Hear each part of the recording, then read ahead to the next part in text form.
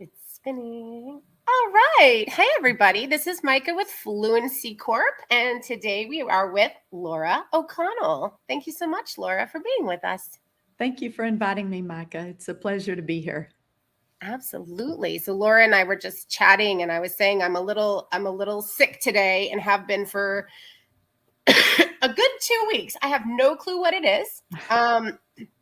But yeah, I joke that I was sick with COVID for maybe 24 hours, and the quarantine was the hardest part. And now, whatever this cold is much worse. So, Laura, tell us where you're calling from today, location wise, and about your company too. Okay, today I'm in Fort Worth, actually. I'm normally based in Greenville, South Carolina, but I'm here in town, and my company focuses on several things, but I do coaching for people who have arrived in the U.S., whether it's international students, expat spouses and partners, some expats, and people moving on local packages. And I've also helped international business owners with questions about setting up in the US. And I've written some content for them that's more focused on a US audience and how we would see that. Wonderful. And can you tell me how you got started in that? I always find it interesting how people get into international or multi-country work with people from different places. So let me know. Yeah, years and years ago, I started at Microsoft. I was on site as a relocation consultant, and I had a couple of great managers, John Dyer and Deborah Dubois, and they started talking to me about working on the international side with the expats. We had someone on the team who was leaving. So I took that over, and that's how I got my start in international. Can you remember some of those first challenges that you saw people face? Um, or how did you think to yourself, I want to keep working with this population? Yes, I can tell you some stories, but there was one. There was an Indian gentleman, and he was my customer. I was moving in, and we'd been in touch, and we were supposed to have a lunch date. So he called me and he said, "I have a black eye. I just want to give you a heads up. When you see me, I have a black eye." And I said, "Are you okay? Do you need something?" He said, "No, I'll tell you what happened when we meet." So I went to lunch with him, and he started telling me how he was in a club and he was asking a woman to dance. And he said, "She hit me. She just hit me. That's where this black eye came from." And he was using lingo he learned from Movies. MTV at the time. Oh, And I thought, "Oh, no, no, no, don't do this." So he told me what he said, which I won't say I here, was going to say, can you even repeat it? but I said, "No, this is not what you want to do." And so, there are social adjustment issues. That's kind of a funny one, but I've had clients cry to me. I've inadvertently taught driving lessons before, and I took some pretty wild rides with people, and it's just always interesting to see what their challenges are. Yes. So I'm going to write in the tip, um, don't repeat what you hear on TV without Yes, testing it on friends and colleagues first to make sure it is appropriate. this is correct. It's a great tip. Okay, very good. So, um, kind of changing gears, we'll get back around to our international, but I like to get tips from HR professionals or from professionals in general about something that is helping them, whether it is an assessment or a technology or a company that's doing a really good job helping you with something or a method to doing something. And so you mentioned something about Honeybook, which I have not heard of before. Can you tell me what it does and then what it's doing for you? Yes, I'm just starting with HoneyBook more recently. It's a proposal software, and it helps you put the Oh. proposals together in a really nice format. You have all kinds of options. It's Mm. similar to, if to Wix or WordPress when you're setting up pages, but you can send a really nice proposal, and then it has an invoicing feature, and it has real time collaboration with your client. So they can see your Oh. document and comment through the platform.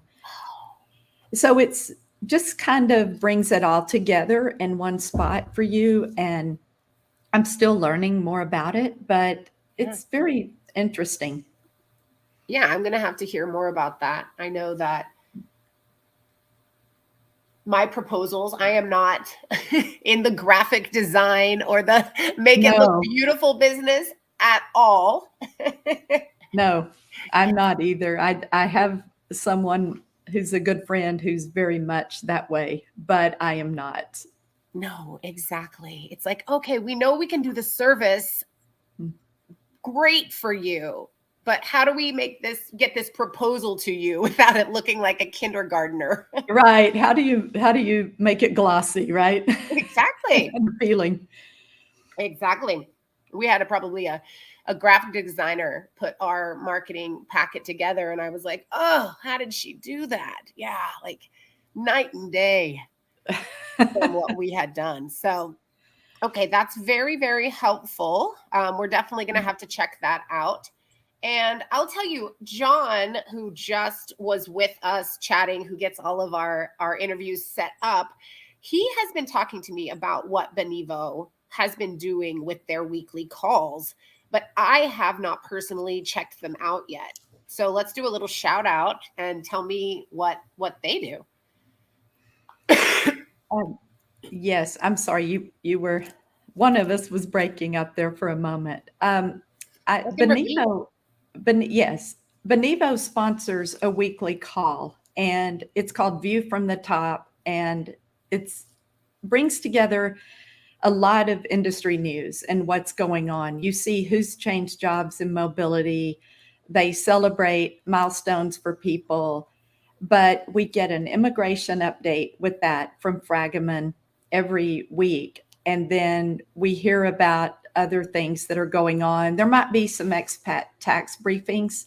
They've got some contributors for that. Oh And wow. then they always have a featured guest as well.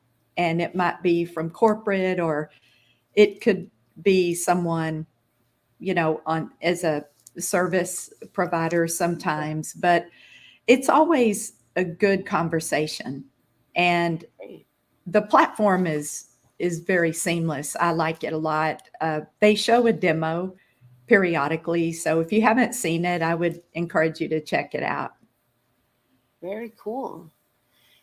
And then one of the things that, I mean, we're not all work and no play at Fluency Corp. We like to talk a lot about the fun stuff that we're doing in our life. And so, tell me what you started doing last year that you're enjoying. And anybody who's watching, I would love to hear what you are using currently, whether it's a method or an assessment or just something new that you're doing in your life. It can be anything. So for me, I'm going to be purchasing a piano in the next couple of weeks, Good. to get some more music in my life again, bring back my teens and my 20s. And so tell me, Laura, what is something that you started doing, just for the sheer joy of it?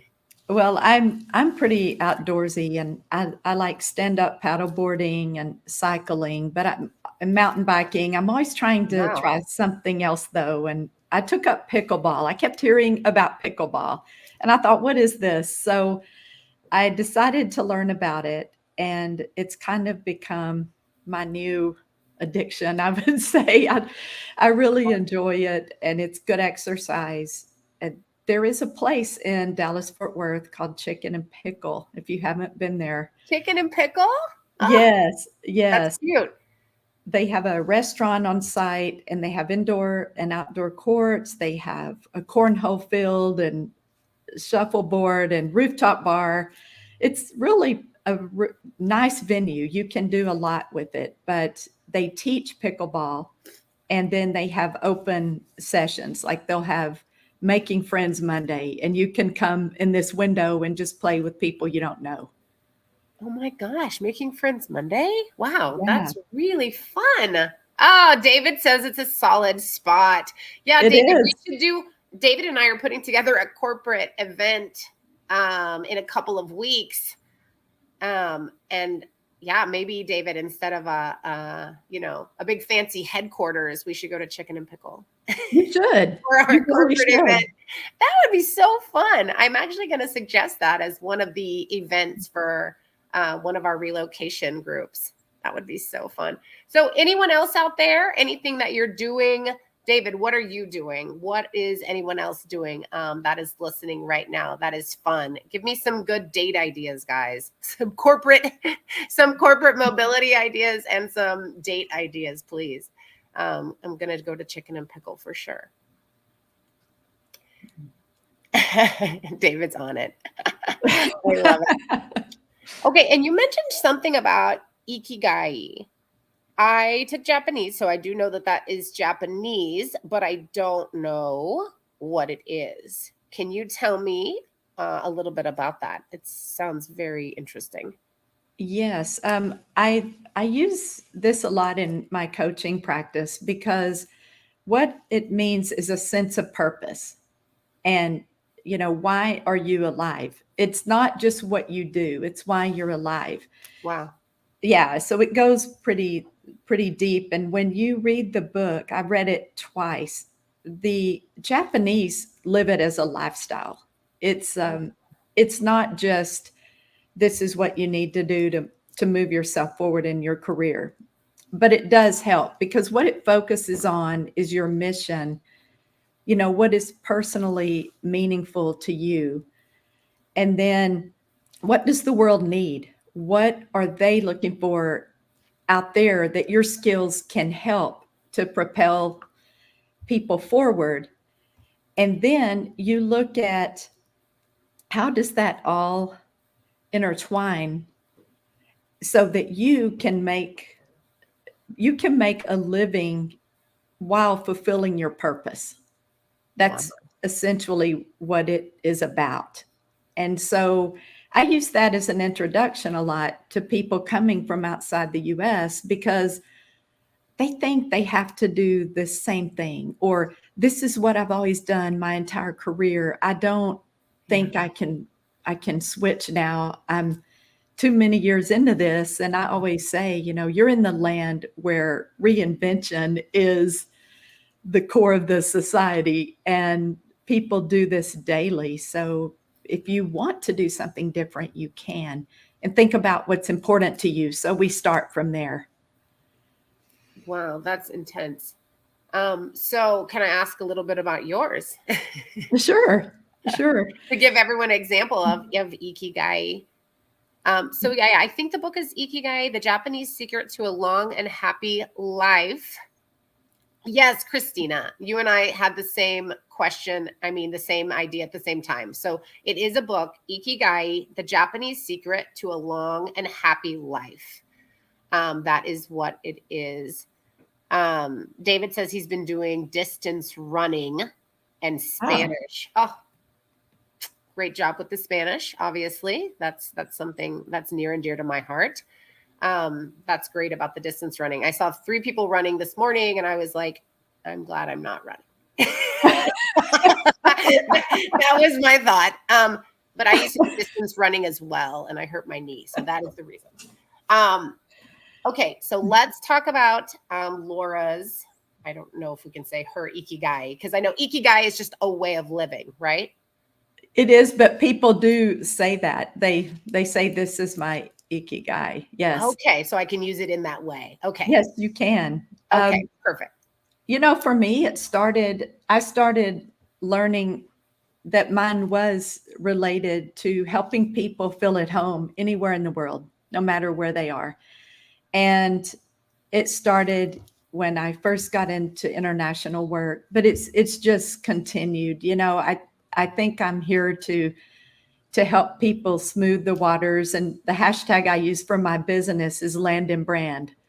And that's what I'm about. I'm helping people be comfortable here, to understand the culture and help them through some of that, and just so that they feel like they belong.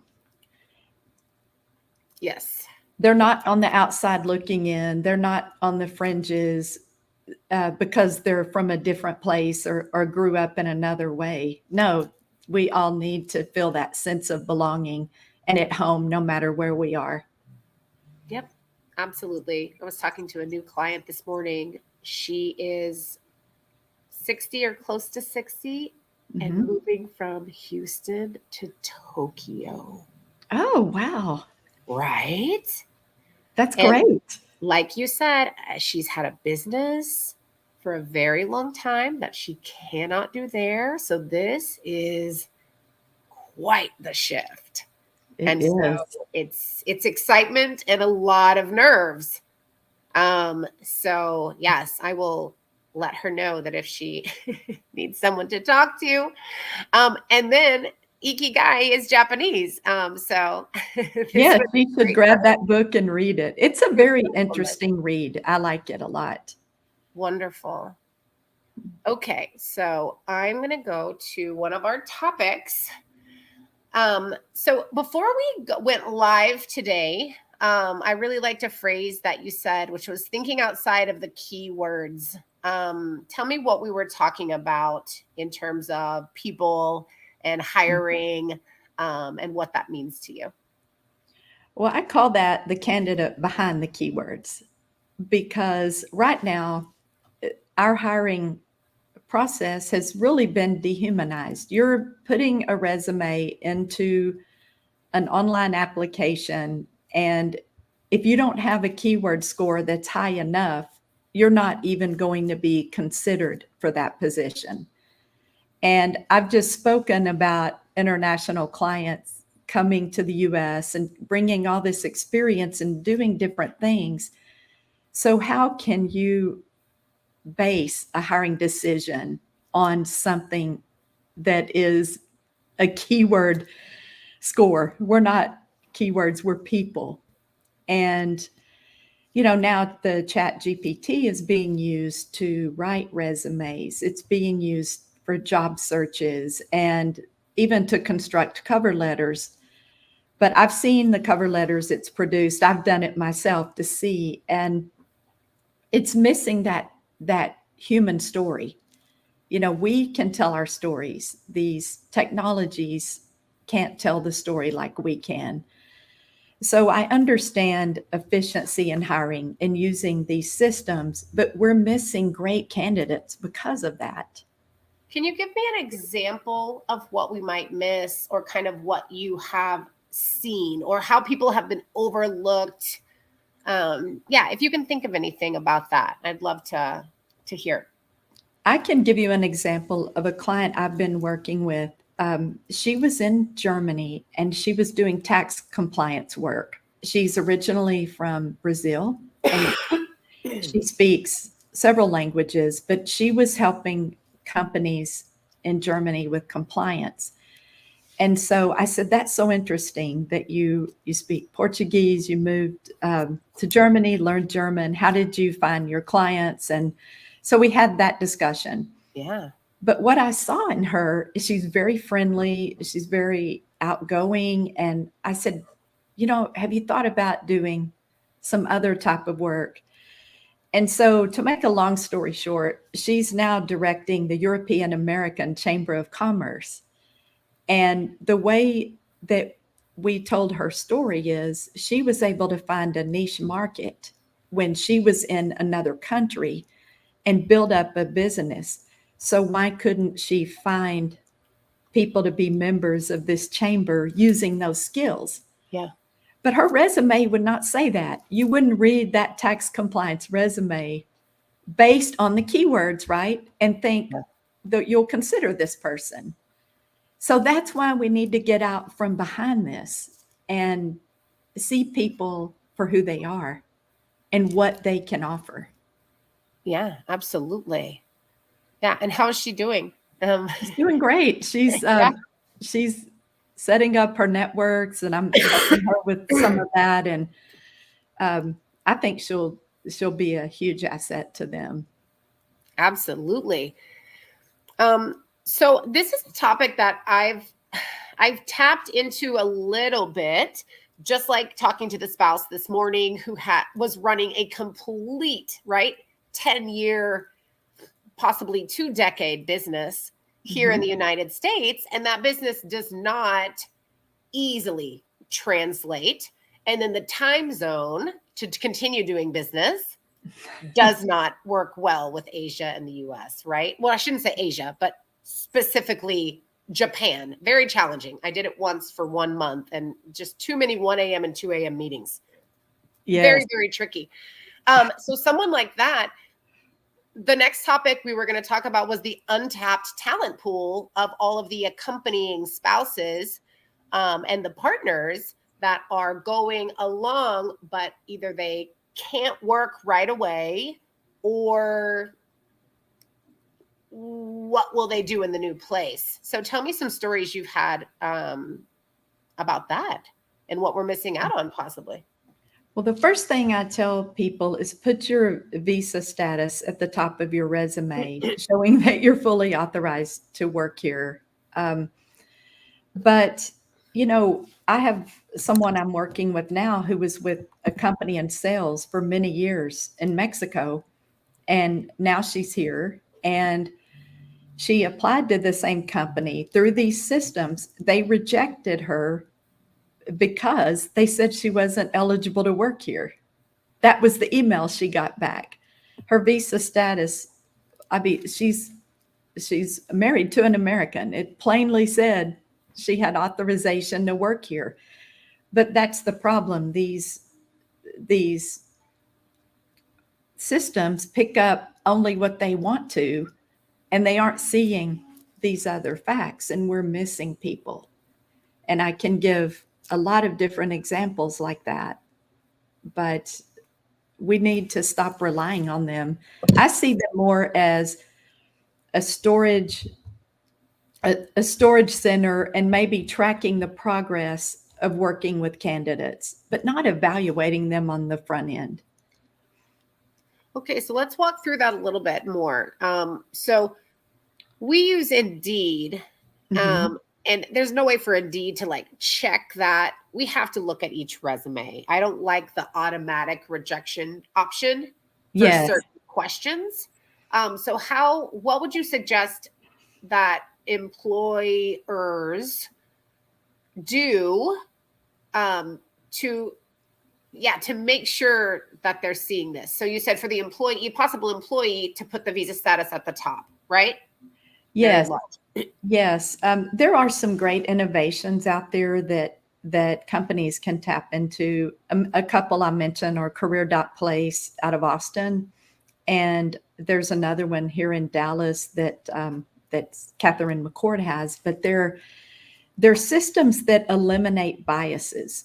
So in the case of Career.place, a company hires them, you submit the resume, and the companies don't know who you are until you're a finalist in the process. Oh They yeah. they don't know who you are. They can ask for work samples if that's part of their process, or they do the interviews, but everything is a blind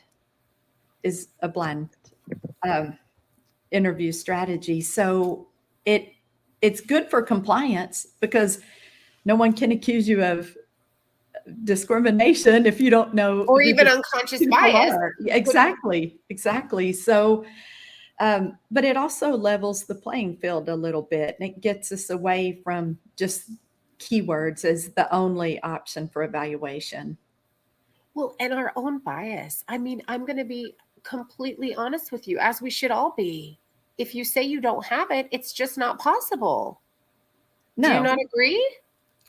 yeah, everyone has an unconscious bias, whether they like it or admit it or not. And I'll admit it. I mean, I catch myself. I'll be completely honest. I catch Mhm. myself because I'm very aware of trying not to. That Yes. I do catch myself. And I work with people from all over the world every single day. And if Mhm. I'm doing it with that much exposure, how can we not be? Yeah. Right? Yeah. Yeah, and so I think that that would be great, career dot place, to be able to do that. I've heard, I don't know if people know this, but they've done, I mean, I think it's common knowledge, but they've done so much research on the bias from reading a name on a resume. Yes, some of my Indian clients shorten their names or they make them sound Yes. more American. I'm I know he won't mind me saying this, but I'm working with someone, his name is Nikhil, and he just uses Nick. He says, it sounds better in this environment. Yes. And it's not in their head. They've done research on this and Yes. it's shown who gets more requests for interviews. And it is very different. I hate to say it's very different. Yeah. Just from the Yes. name.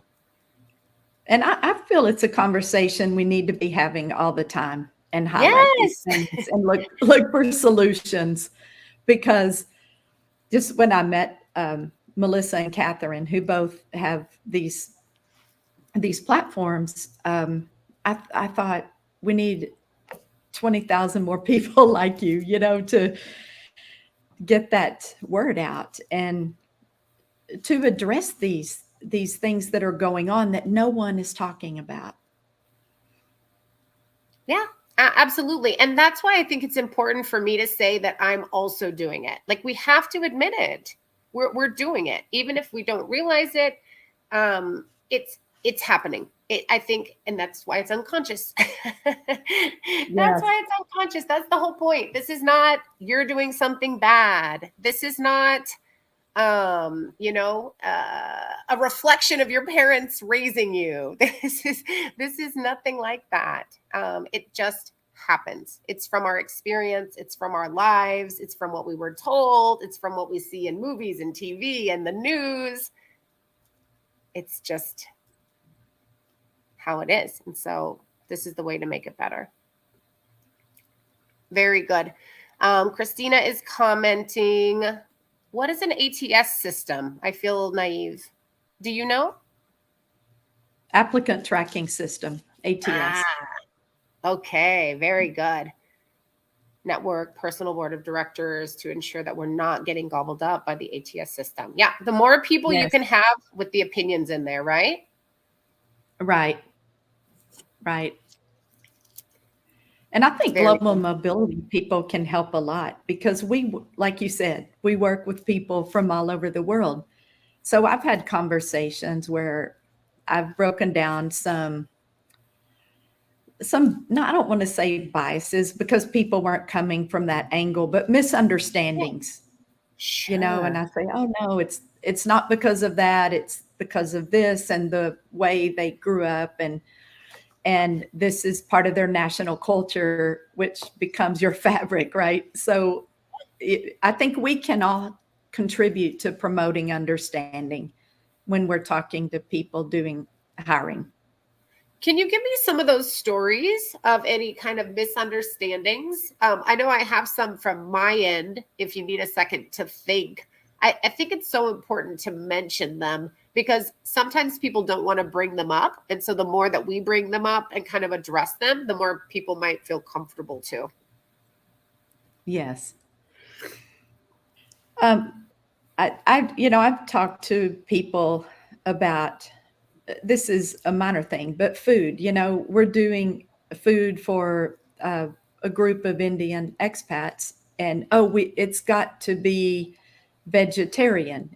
We can't have anything that has beef because they believe this and this, and we should never do this. I said, no, actually, you're right in a sense, but it depends what region of India you're from and their diet is not solely vegetarian. So we have to first understand where they're from, and then we can order food accordingly. And so they were trying to be respectful, right? They said we should only have vegetarian food, but it's not always true. And it's not, you don't want to assume that. And Yeah. that's So just a they're saying like simple, the whole country is yeah, vegetarian, and it's just not true. yes. Yeah, that's really interesting. Um, it's funny. I started learning French in like high school and then later in my 30s. Um, but I met some very dear French friends in my 20s. I was probably 25, and they had this very clear image of Americans, or so they thought. And I'm not here like trumpeting for Americans. It's just a good example of misunderstanding and thinking the whole country is a certain way. Um, so I am very expressive. I am very, outgoing, etc. And they said when they first met me, they thought that it was fake because this amount of Mm-hmm. whatever this is, Enthusiasm. enthusiasm, could not be anything but fake. And so through the years, as we got to know each other, they clearly know that it's not necessarily anything fake. But we had a really good example that we came up with finally. Now we've been friends for, God, almost 20 years. I'm going to go to France to visit them in 3 weeks. And Wow, great. what we decided was that there is scales of expression in each country. So the Japanese scale of expression might be 1 to 3, and the 3 is the craziest, right? That's their max. And maybe the French is 1 to 5, and again 5 is a max person, the most extreme. And then maybe an American is 1 to 10, and the 10 is the extreme. And so because it is something that literally doesn't exist in France, they don't even know what to make of it. It doesn't exist. That Yes. level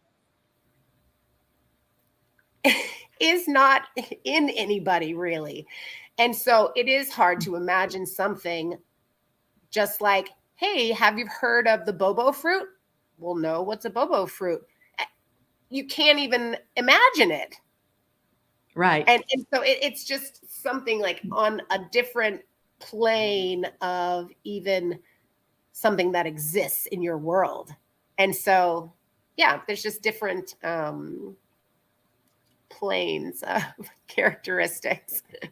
That's a great way of explaining it honestly. I like that explanation because Yeah, it's I not good remember or being bad. It's just another plane that you don't live on. Yeah.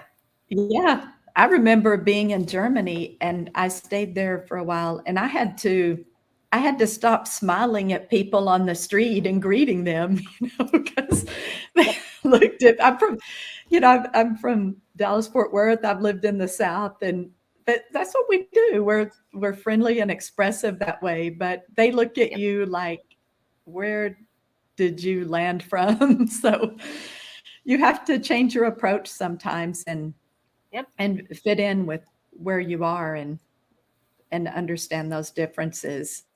And one Yep. app I really like is, I don't know if you use it, Hofstede Insights.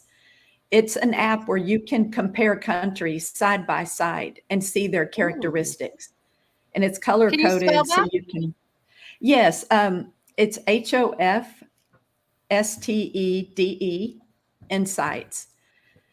The Hofstede Institute for the US is in Tennessee, but when I first got into international, I started reading his work, and he and his son have been in intercultural work for decades. But this app is great if you're traveling or you just need to know something ahead of a meeting. You can compare the United States orientation with any other country and get a snapshot. That's fascinating. Yeah, and you're so right about the smiling. I tried to explain to my friends, not smiling to me is just as hard as smiling all the time is to you. Yes. It it's like you're telling me not to breathe. Like you see someone, it just goes on. It's not fake. It's just what we do. Yeah. It's what we're So that, taught from an early age, well, it's what we you see. So you just mirror yeah. it, right? I'm from Oklahoma City. Same thing. Yeah. You make eye contact, you smile. It's yeah. So okay. Tell me something. We're going back to HR and our work. Tell me something that you're really proud of that your company is doing this year or recently. I think, I'm working on right now a couple of intercultural projects, and I'm just pleased to see the progression of the clients from the time they arrive to now, and getting integrated, and working with some new clients is always fun.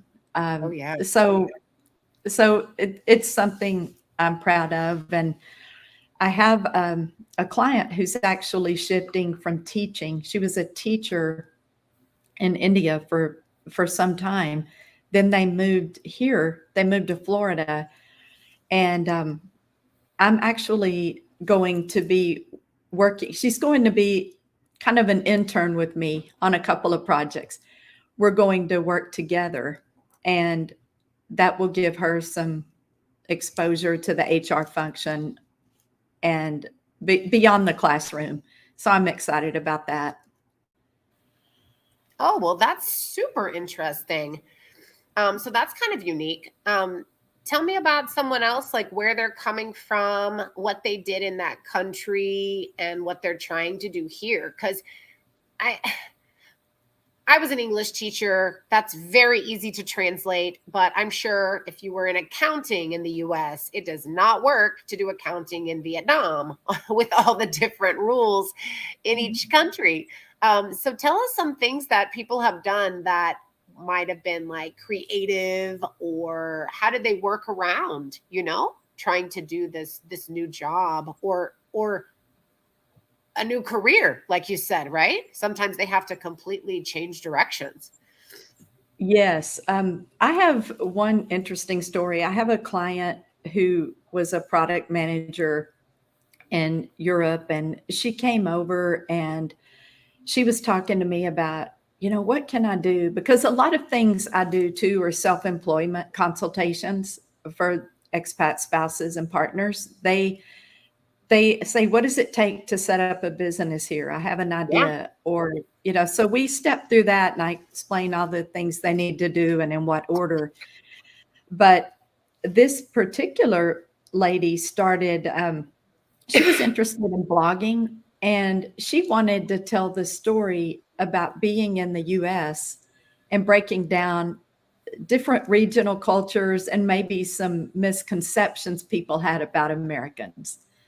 So Oh, she's in the middle of that. She's shifting from product management to blogging and doing creative work to I'd love to explain read these that. differences. Yeah, she's in the process, but I'm excited about it. I think it is going to be really interesting. And like I say, when you come here, it's a unique time in your life. If you're with a spouse or partner on assignment, you can kind of step back from your norm and think, what is it that would really fulfill me at this point? And how can I learn new skills and take those home with me?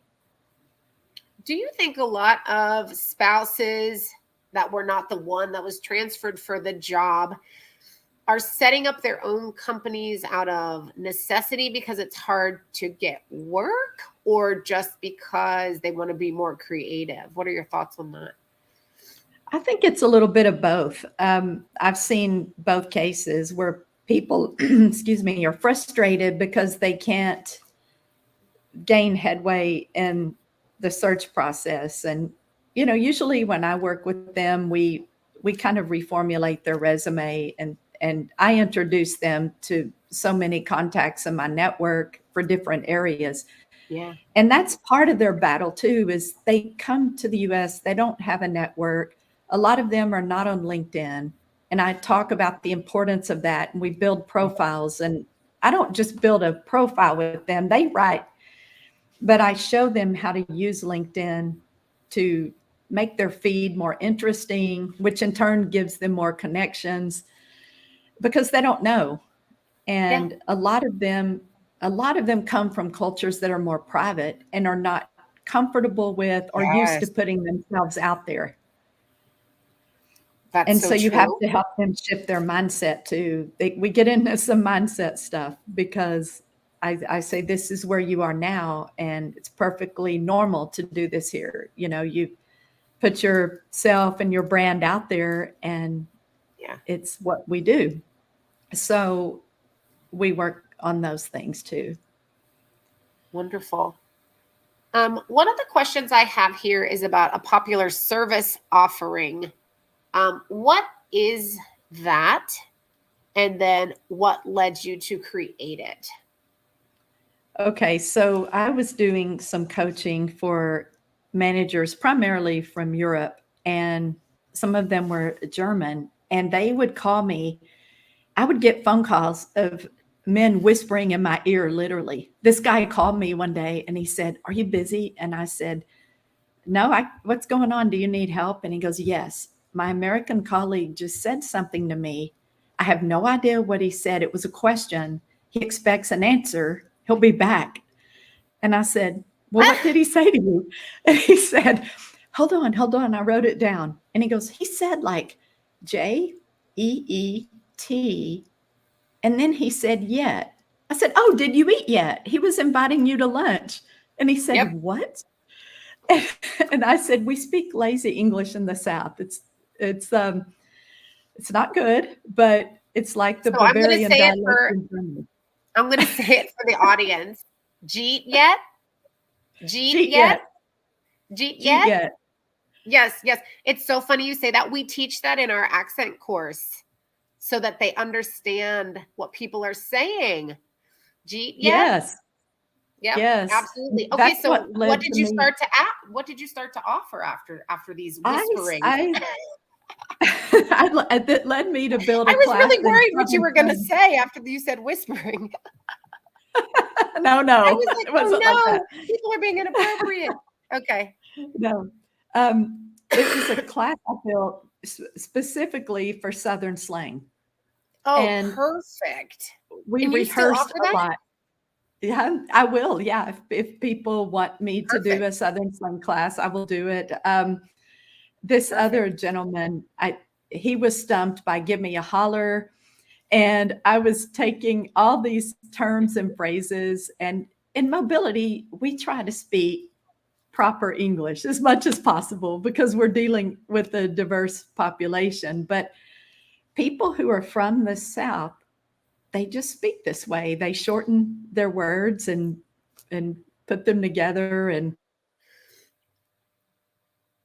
Well, you'll be happy to know that this is in every American pronunciation book. So it's not just the South. no, So this really is it's called reductions.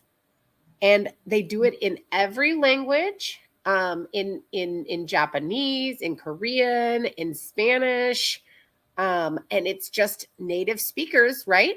The human nature is to communicate as quickly as possible with as little as little sounds as possible. very So that true. makes perfect sense. And so for all you non-native English speakers, at lunch today, you can say to a colleague, "Jeet yet?" And they'll be like, "Wow." That's when you know that you've arrived, right? When you start Yeah, speaking yeah, the local dialect. exactly, exactly. Let's switch from language to culture. So what got you started or with learning more about the cultural differences in your life? When I started working in international, I thought, I don't really know a lot about this. And I mentioned Hofstede earlier. I started reading his work because Oh, I wow. wanted to understand from the academic point about cultural differences and where some of the issues were. And so I started reading his work. Then I started reading any book I could find about culture or people from other countries. And it's just Yeah. grown from there. I still like to read books like that. I make a point to look for them and read them. If you have any tips of a favorite, I'd love to hear it. I don't, but do you have one for me? I know it sounds naive, possibly. I have a lot of real life experience, but I don't think I have read a lot because I'm just always reading about language. So, what do you have any tips for me? I would definitely recommend Hofstede's work. And you can go to their website and check out some of their white papers. And it's the Oh, perfect. Hofstede Institute. And then just some fiction. There are two books I read that were really fun. One was May You Be the Mother of 100 Sons. And it was about a New York Times reporter who was living in India. She went with her husband. He was sent there as a correspondent, and she started looking at the women and their place in society in India. And she interviewed people from the very rich to villages. Wow. And she kind of highlighted the plight of women in India and what was going on at that time. And, certainly strides have been made since then, but there's still work to be done. And I thought it was a great book to help us understand more about the position of women in particular. That's wonderful. And then for one of our last questions here, I would like to ask, would you prefer to do the volunteerism or vendor partners? Would I prefer to Talk to about your volunteer? volunteerism Oh, or to talk about your vendor partners? well, I'll talk about my vendor partners because there are some great ones out there, and everybody should know about them. Bob Wallace and his team at City National, they are excellent for expat banking, for people Okay. without credit histories. Um, I worked with Bob for some years, and he's very knowledgeable. And he goes to a lot of global mobility functions, and he's just very active, and he's engaged in the industry. So I recommend Bob and his team highly. And is that for And any expat moving to the US? Any location? they work with a lot of companies, primarily. But Bob is good. He can connect you. He's very helpful always with Great. with those things. And then Sherry Peterson Ross with Fragaman is a brilliant immigration attorney. I just think the Great. world of Sherry. And she's always shared so much knowledge and gone out of her way to make sure that I understood the nuances of whatever case we were trying to work on together. She's very collaborative. And What's her if name you're again? looking, Sherry Peterson Ross. Okay. Might mess up the name, but So those are two good partners. might spell it wrong, but I think people will still be able to find it. Happy to be corrected. Sherry's name is with a C. C-H, yeah, Cheri is Sherry's name. Okay. Okay. Good. Wonderful. And then we still have some more time. So let's talk about the volunteerism as well. Tell me a story about how you combine your work with being able to volunteer.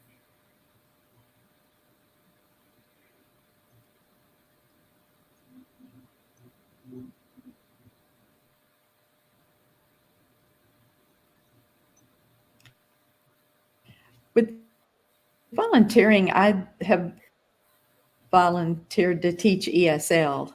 Um, I've taught ESL, and I think from a mobility background, it's especially helpful to meet people where they are. And we have fun. We do role plays in the classes, and we we laugh a lot, and I think it breaks down that barrier of feeling uncomfortable. It's like right now, if I was in your Spanish class, I would need some help with speaking for sure. I understand a lot, but my speaking is not as good, not nearly as good. Yes, that's very common. So the natural language acquisition. So I've done ESL teaching, and I think something all mobility people should know about is Move for Hunger. It was started, someone observed that how much food people were throwing away when they were moving, and they rechanneled that food to people who needed it. So I've been involved in food drives for that before.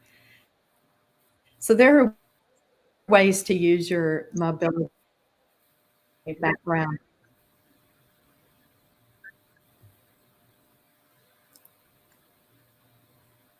That's wonderful. I love Move for Hunger as well. There was a big gala that Glomo and other people um, at the WERC event in Vegas last October had a big fundraiser for Move for Hunger, and we got to meet them there. I can't, That's, yeah, an can't hear you talk. incredible organization. Um, Laura, I wanted to say thank you so much for being with Yes. us. I think we're having some internet issues. So I'll take this time to say thank you so much. And we look forward to reaching out to others that you recommended.